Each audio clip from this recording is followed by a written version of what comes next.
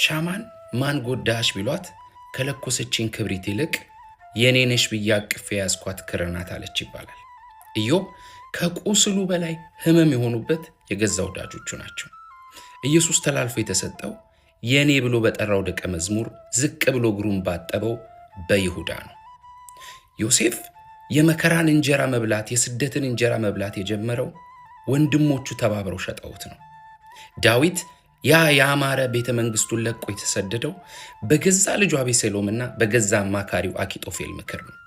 ዛሬ ልጸልይላችሁ ነው የመጣሁት። ወዳጅ መስለው ጓዳችሁን የሚያውቁ ገበናችሁን የሚያውቁ ክፉን ቀን እየጠበቁ ያሉ ነገ ከጠላቶቻችሁ በላይ ዱላ ይዘው የሚነሱባችሁ ከክፉ ሰዎች እግዚአብሔር ይጠብቃችሁ።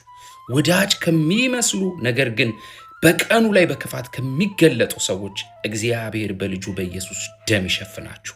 ቀናችሁ የተባረከ ይሁን። ይህን መልእክት ሌሎች እንዲደርሱ ሼር፣ ኮፒ ሊንክ፣ ሪፖስት አድርጉ። ወዳችኋለሁ።